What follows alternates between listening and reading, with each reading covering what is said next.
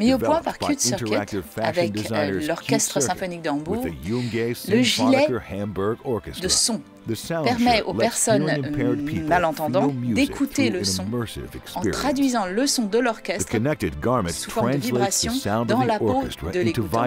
Les instruments sont cartographiés dans différents sites dans le textile. Donc, la personne qui porte le gilet ressent les vibrations dans différentes parties de son corps. Par exemple, la contrebasse dans l'estomac, les violons sur les épaules.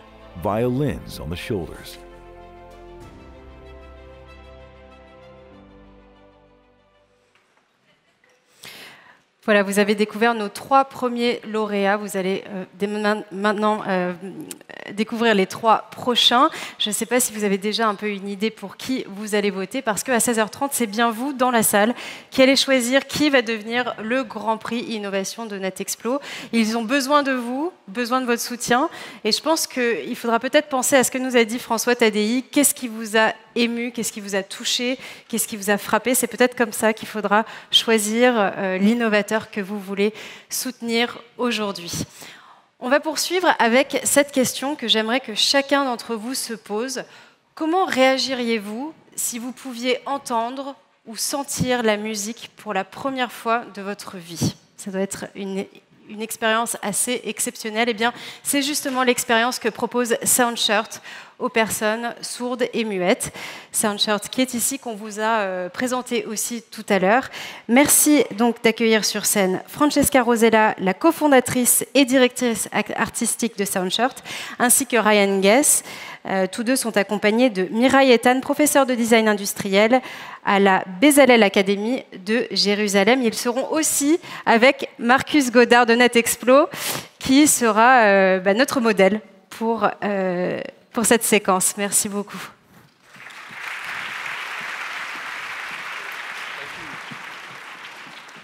Thank you very much indeed, Julia. Ça n'est pas un vêtement ordinaire.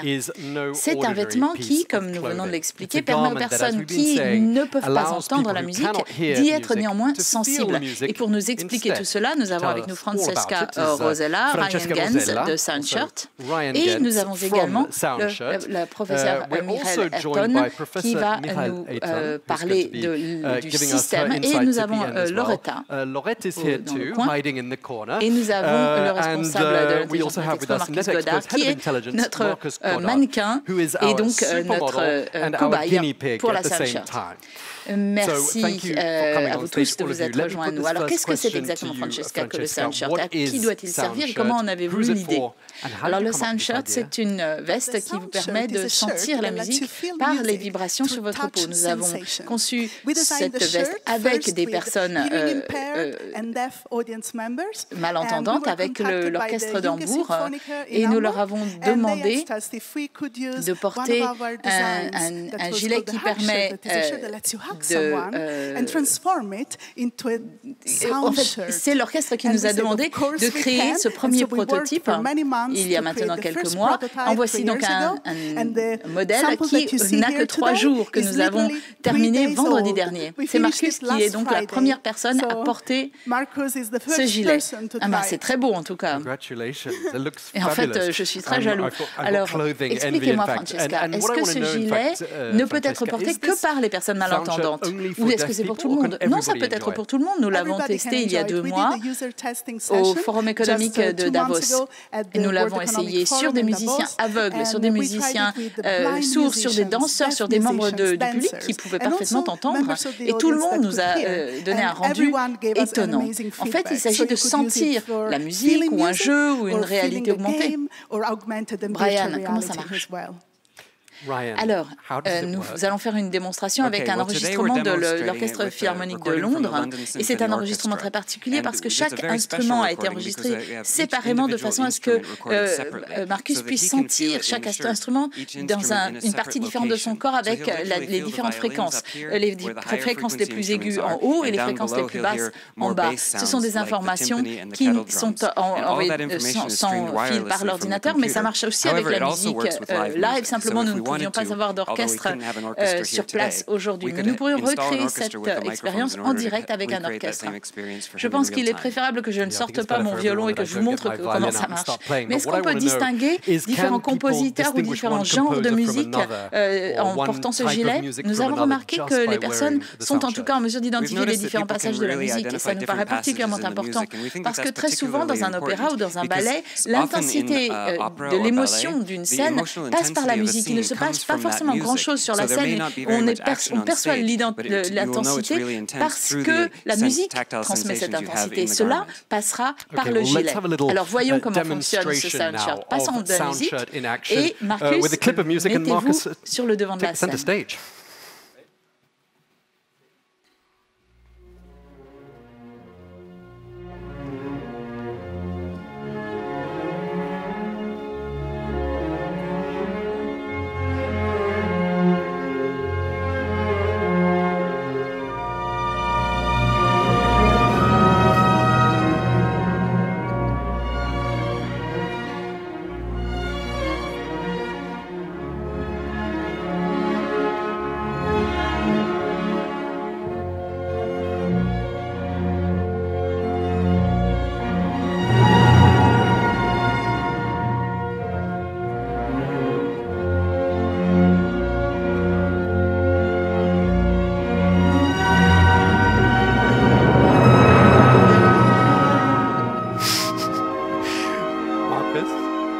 Alors Marcus, quel effet cela vous fait-il? Ah, c'est extraordinaire. C'est vraiment une immersion. C'est comme si la moitié, mon torse était une sorte dans une sorte de jacuzzi musical. En fait, on sent la musique dans chaque partie du corps. Ça en fait vraiment une expérience très très enrichie et tout à fait incroyable. Alors, un jacuzzi Mendelssohn. Je ne pensais pas que je serais un jour confrontée à une chose pareille. Francesca, parlez-nous un peu plus de la conception et de la fabrication de ce soundchart. Alors, le soundchart est fait d'une matière italienne Stretch, un produit certifié sans pesticides ni produits chimiques susceptibles d'être dangereux. Et d'ailleurs, Marcus continue de ressentir la musique. Alors, les ondes du son sont activées dans les différentes zones et sont montrées à l'extérieur du tissu. Donc, c'est beau à la fois et très efficace. Et c'est confortable, Marcus? Oui, c'est assez serré, mais en même temps très flexible. Donc même si c'est moulant, ça n'est pas forcément très saillant. Mais en revanche, c'est tout à fait confortable. Et qu'en pensez-vous si quelqu'un portait un tel gilet lors d'un concert? Est-ce que les voisins seraient gênés, vu que ça fait quand même des petites lumières qui clignotent? Vous pouvez éteindre les lumières qui clignotent, en fait. En l'occurrence, nous les avons allumées pour que vous, qui dans le public ne ressentez pas l'effet du gilet, puisse voir ce qui se passe dans le gilet. Professeur, vous pouvez nous dire que c'est un vêtement qui est vraiment inclusif parce que cela permet à des personnes qui ne pouvaient pas sentir la musique de l'apercevoir. Oui, c'est le plus important, effectivement. Nous constatons aujourd'hui que la technologie n'est plus quelque chose qui nous limite. Il faut pouvoir nous servir de ces technologies, notamment des technologies textiles pour les vestimentaires, pour que des personnes soient mises en position de faire des choses qu'ils ne pouvaient pas faire auparavant. Et c'est précisément ce à quoi doit servir la technologie. Je dois ajouter autre chose d'ailleurs. Voir des stylistes travailler avec la technologie pour travailler pour vraiment aider les personnes, je trouve cela vraiment fascinant. En fait, ça ouvre un nouvel univers à des personnes qui, jusqu'à présent, n'y avaient pas accès, n'est-ce pas? Tout à fait. C'est vraiment un bon exemple de la façon dont la technologie peut vraiment être mise au service à notre service et au service de personnes qui sont en situation de handicap. Tu dis quelque chose, Francesca? Tu sembles un petit peu perplexe. Bon, alors c'est un nouvel univers qui s'ouvre pour les spectateurs. Mais avant de donner le prix, vous vouliez dire quelque chose, professeur? Oui, ce qu'il faut souligner, c'est que c'est quelque chose que je voulais... C'était un rêve, de voir ce genre de choses se réaliser dans ce genre d'événements. C'est-à-dire, grâce à la technologie, améliorer le monde dans lequel nous vivons. Donc un grand merci de m'avoir donné cette possibilité. Et c'est vous qui méritez un prix SoundShirt. Le professeur Miral Eitan et merci également à notre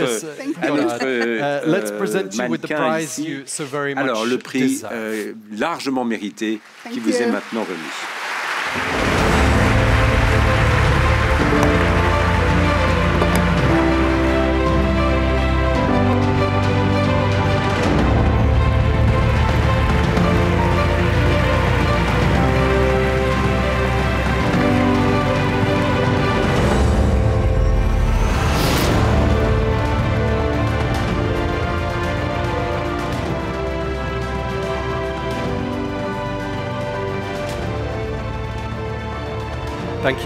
Un grand merci et un grand merci à SoundShirt. Et j'espère que j'aurai droit à mon propre jacuzzi Mendelssohn en fin de journée. Alors, je voudrais réinviter Julia sur scène. Pourquoi? Parce que pour la prochaine innovation, je vous propose d'oublier toutes ces conf calls auxquelles vous avez participé sans grand plaisir, où vous vous sentez un petit peu à l'écart avec des parasites sur la ligne. Mais pour la prochaine conférence téléphonique, il y a des innovations et on va inviter le fondateur de Spatial et Sandro Pinella qui enseigne au Chili et ils vont nous parler de leur nouvelle invention.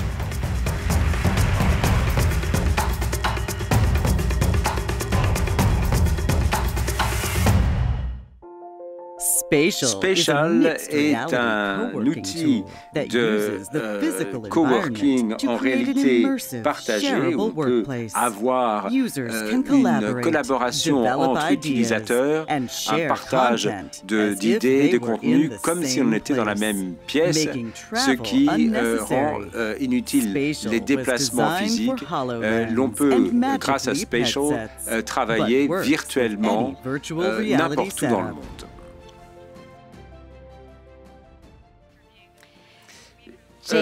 Jacob Lowenstein et le professeur Pineda, une question, pourquoi cet outil? Vous vous endormez dans une réunion, ça vous est arrivé. Est-ce que c'est ça qui vous a motivé pour créer cet outil qui vous permettra d'être plus actif dans ces conf calls? Oui, parce que souvent, il y a des conference calls dans beaucoup de sociétés. Il y a des designers d'interface qui ont été associés à Spatial et on a inventé la réalité augmentée avant la lettre. Il était déjà possible avec la réalité virtuelle de travailler sur ce genre de technologie. Et notre collègue de l'Université de Maryland s'est dit, mais pourquoi, comment faire arriver la réalité numérique sur un écran alors que la vraie réalité est ailleurs et on essaie de travailler dessus? Comment combiner les deux?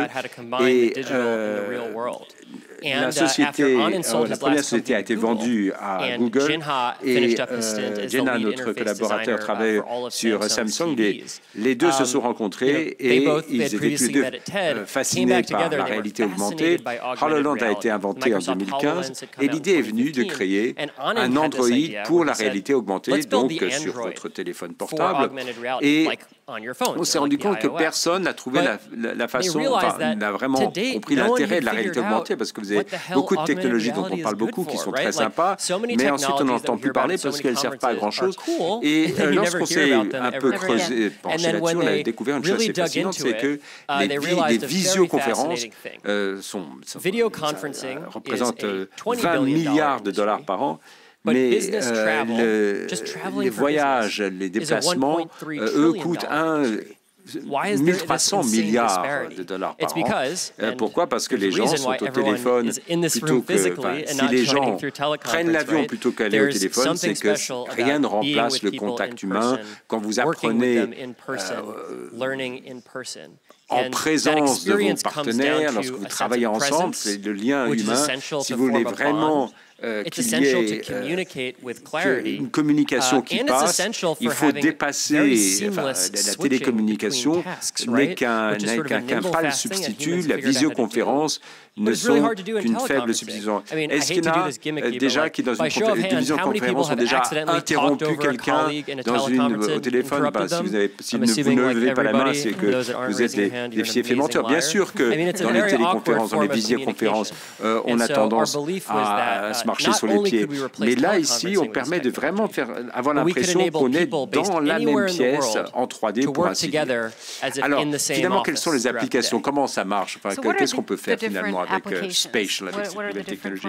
Alors, évidemment, à part cette représentation sur scène qui est très sympa, les applications sont très vastes et on travaille dessus. D'ailleurs, nos partenaires sont en train de les creuser. Je vais vous donner quelques exemples. Alors, Mittal, avec qui nous travaillons, se sert de notre technologie parce qu'ils ont des employés un peu partout, en Californie, à New York et en Chine, qui créent des jouets. Ils fabriquent les jouets et ensuite ils doivent travailler et collaborer autour des idées de design, la réalité de la chose, comment construire les jouets. Donc. Et plutôt que de faire le tour du monde, des États-Unis, de Chine, d'être tout le temps dans les avions, d'abord ça coûte cher, c'est épuisant et puis c'est catastrophique pour l'environnement. Enfin, on consomme des carburants à longueur de journée. Non. Et là, on a une autre solution. Bon, ça c'est un exemple. Mais pour la formation, pour que les employés dans un nouveau magasin, par exemple, au lieu d'aller sur un campus de formation, peuvent suivre une formation quasiment virtuelle, comme s'ils étaient sur place. Les ingénieurs à travers le monde peuvent présenter leurs informations de chez eux, mais grâce à Spatial de manière donc en 3D. Et même pour des systèmes à distance, si vous avez un appareil qui est quelque part et l'opérateur qui est ailleurs, comment guider la personne sur place, etc. Et là, ça peut être des tâches extrêmement techniques, la chirurgie, que sais-je, ou des choses beaucoup plus simples. Alors, professeur maintenant, Pedro Pineda, vous enseignez le e-commerce à l'Université du Chili. Quand vous avez vu cette innovation, qu'est-ce qui vous a frappé? C'est un outil extrêmement utile, alors pas simplement pour les aspects commerciaux du e-commerce. La Spatial pourra être utilisée, spatial donc, pas spécial, dans des tas de données. On peut présenter cet outil à un médecin, ou je ne sais pas si vous avez une guerre dans une région du monde, comment la population s'en sort, qu'est-ce qu'on peut faire. Bon, c'est de la super communication virtuelle au-delà des applications commerciales. Alors, moi je suis d'accord à 100 000%. Je vais vous donner un exemple. On remonte un peu dans le temps aujourd'hui. Tout le monde dans cette pièce a dans sa poche un petit ordinateur et je pense que vous avez des ordinateurs portables. Enfin bon. Mais dans les années 80, la plupart des gens n'avaient pas même d'ordinateur portable ou d'ordinateur individuel. Donc ce monde de l'ordinateur s'intéresse soit à des jeux, soit... Enfin, à l'époque, c'était soit pour les jeux, soit pour les gains de productivité dans l'entreprise. C'était ça l'informatique, enfin, ces applications. Mais évidemment, on a trouvé des utilisations bien plus diverses chez le consommateur pour toutes sortes d'applications. Et donc, c'est un peu ça. Spatial, on est un peu assez balbutiement. Au début, les premiers utilisateurs qui se servent de cette technologie sont soit des grosses entreprises, du secteur public ou privé, qui veulent obtenir des gains de productivité parce qu'il y a un retour sur investissement considérable grâce à ces nouvelles technologies.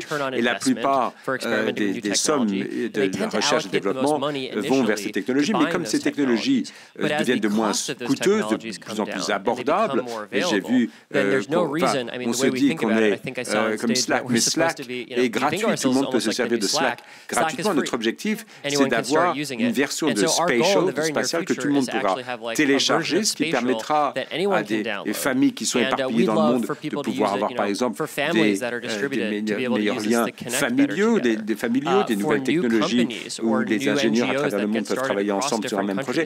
Dès que vous pouvez, si vous pouvez porter un casque de réalité augmentée, ces lunettes de réalité augmentée, vous pouvez faire toutes sortes de choses avec qui vous voulez.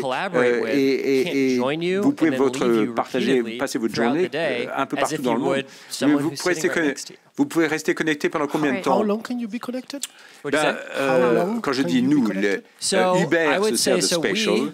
Nous, on reste connectés pendant, je ne sais pas, quelques heures, mais la nouvelle génération d'appareils nous permet de rester connectés pendant plusieurs heures, mais surtout, la vitesse d'innovation du côté matériel s'accélère considérablement. Apparemment, Apple va sortir son premier casque l'année prochaine en réalité augmentée. Je crois qu'au CES, on a présenté un truc qui s'appelle Unreal. Vous le mettez dans votre téléphone portable. Donc, dans, je sais pas, dans 18 mois, un an, 18 mois, il y aura déjà des écouteurs ou des casques que l'on pourra porter toute la journée quasiment. C'est-à-dire que vous pouvez voir à travers le casque, à travers les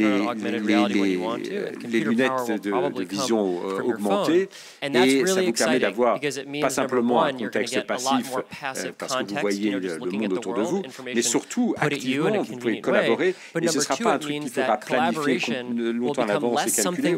Vous pourrez le faire de manière beaucoup plus spontanée, et je pense que surtout vous avez quelquefois des étincelles. Je ne sais pas, quelqu'un, vous avez vu un message sur Facebook, quelqu'un qui veut un collègue, vous pouvez tout de suite arriver à un contact immédiat avec une espèce d'avatar, disons, virtuel que vous rencontrez chez vous, il suffit de traverser la rue et c'est comme si vous étiez en présence.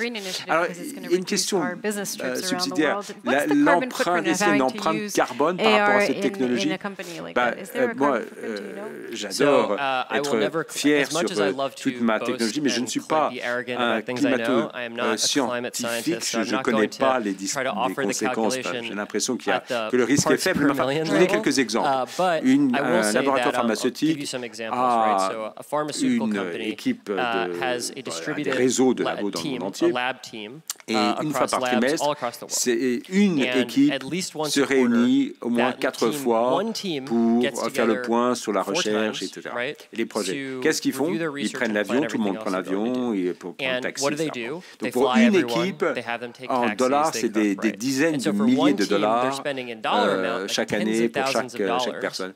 Donc, évidemment, là, on va gagner, on va économiser le budget de déplacement, mais également l'empreinte carbone. Même si on réduit, ne serait-ce que de 10% ces voyages, c'est déjà une économie considérable, aussi bien sur le plan de la pollution que du coût pour l'entreprise. Alors, je ne suis pas en train de dire que Spatial va régler le problème du changement climatique. Bien entendu, on a chacun nos responsabilités, mais enfin, quand même, on peut faire un peu bouger les choses.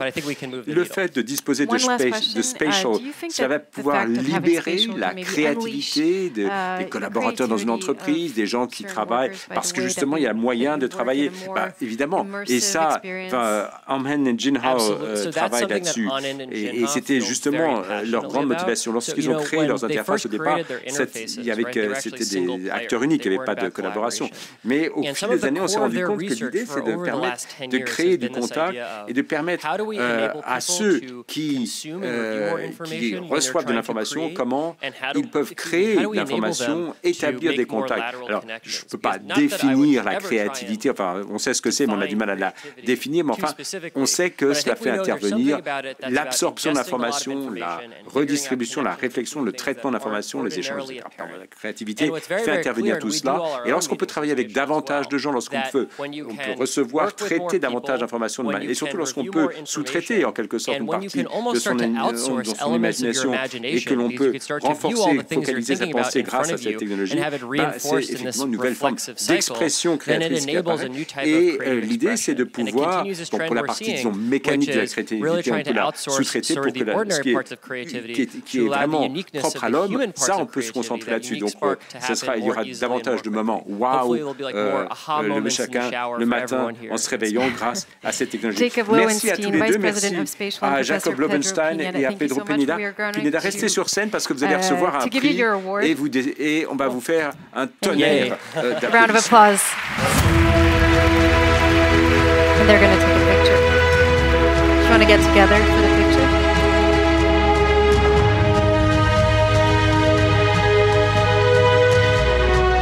Yep.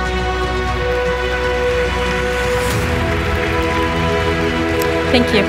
Thank you.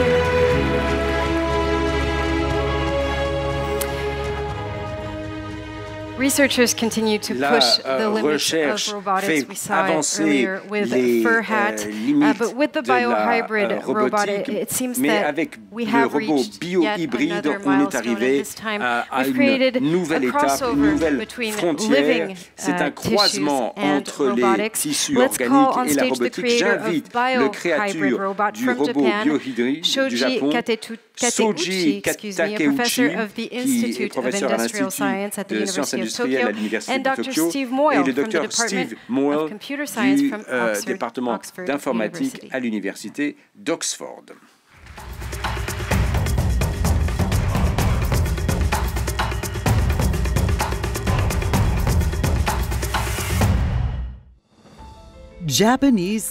Les scientifiques japonais ont créé des squelettes mécaniques sur lesquels ils mettent des muscles organiques pour créer des robots qui peuvent déplacer des petits objets. Ce minuscule robot créé par l'équipe de l'Université de Tokyo fonctionne comme un doigt humain. L'ensemble des muscles ont été créés à partir de cellules souches de rats. Eh bien, pour nous en parler, nous avons ici le professeur Shoji Kateuchi et le professeur Steve Moyle de l'Université d'Oxford.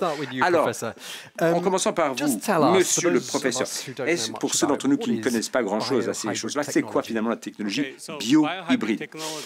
Alors, cette technologie, c'est une technologie qui permet de combiner les matériaux, les tissus vivants, donc organiques, qui sont mêlés à des systèmes artificiels, y compris l'intelligence artificielle. Alors, cette technologie est assez complexe. L'être humain a créé une technologie remarquable. Vous avez des smartphones, des voitures autonomes et compagnie, mais nous ne sommes pas capables de créer des fonctions particulièrement précieuses que la nature a créées pour nous. Par exemple, la détection moléculaire à haute sensibilité ou l'autoreproduction des systèmes cellulaires ou des systèmes énergétiques extrêmement efficaces tels que sont les systèmes musculaires de l'homme.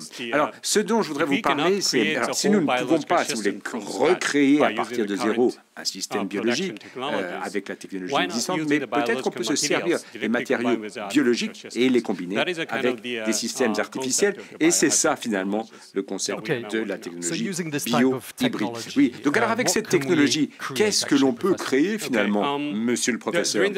Eh bien, vous avez vu sur la vidéo, on se sert de muscles vivants, de cellules musculaires vivantes qu'on avait cultivées pour ensuite en faire un tissu qui est greffé sur un robot, de sorte que lorsque l'électricité passe dans le muscle, eh bien, vous pouvez faire contracter ce muscle et le robot peut bouger. Alors, quand on pense aux dispositifs bio-hybrides, il y a plusieurs catégories, il y a 4 catégories. Vous avez les capteurs, les réacteurs, les activateurs et les processeurs. Alors, les capteurs, bon, vous savez ce que c'est. On peut se servir de matériaux vivants, faisant partie du capteur, parce que les matériaux vivants sont très sensibles et donc vous avez là un capteur extrêmement sensible et sélectif pour détecter la présence de molécules différentes, qu'il s'agisse, je ne sais pas, d'un médicament avec une molécule, etc. Alors, pour le réacteur, bon, c'est un peu plus compliqué, mais enfin, on peut reproduire la réaction biologique d'un corps humain. Et donc, si l'on peut créer les tissus tels qu'ils sont créés par les tissus humains sur une petite puce, on peut servir de cette puce pour tester les molécules médicamenteuses. On se sert souvent d'essais en laboratoire sur des animaux et autres, mais vous sacrifiez les animaux pour élaborer ces médicaments, alors que si on se sert de petites puces qui reproduisent les réactions biologiques, eh bien on peut placer ces médicaments ou ces molécules sur le chip, sur la puce, qui peut vous dire ce que sera la réaction de l'être humain. Et évidemment, si ensuite on peut mettre cette puce avec ce tissu humain dans notre corps, eh bien bien, vous avez une façon de traiter directement les maladies, la maladie de Parkinson, le diabète et autres, qui peut être créé. Alors, les activateurs, c'est un peu... on fait appel à la robotique, là encore, où vous avez une efficacité énergétique considérable. Et le traiteur, le processeur, a plusieurs objectifs. Vous pouvez créer le réseau neuronal qui peut créer des neurones, littéralement, et vous avez un processus de traitement de la communication, enfin des circuits neuronaux extrêmement efficaces. C'est comme un peu des supercalculateurs où l'efficacité énergétique c'est l'équivalent de 12 mégawatts dans un petit cerveau, ce qui est énorme. Mais si vous pensez à un cerveau humain, nous avons une énergie de 20 watts. Donc il suffit de 20 watts pour faire ce qu'un robot peut faire avec 12 mégawatts. Il y a des économies à réaliser. Alors, professeur Takeuchi, merci. On voit que tout dépend de la façon dont on se sert de ces technologies. Il y a des tas de possibilités, mais finalement, qu'est-ce qu'on a réussi à faire jusqu'à présent?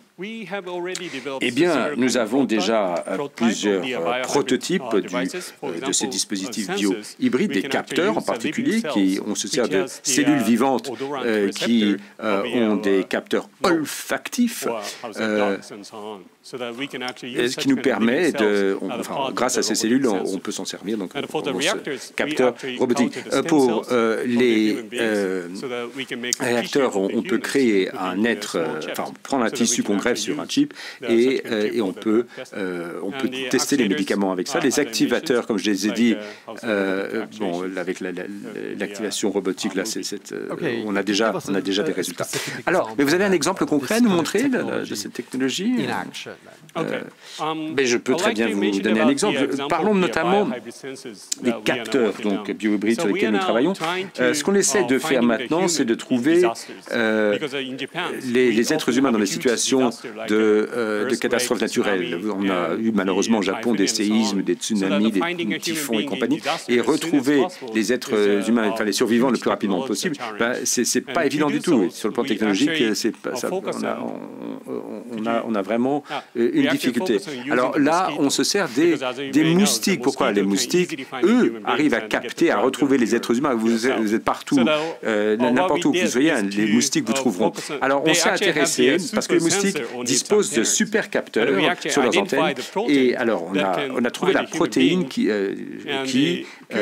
dans cette antenne, est responsable de cette captation. On a pu la reproduire, et si un tissu humain est, disons, greffé sur cette protéine, un signal était émis, et ce signal électrique arrive au moteur de ce petit robot qui est animé par ce capteur.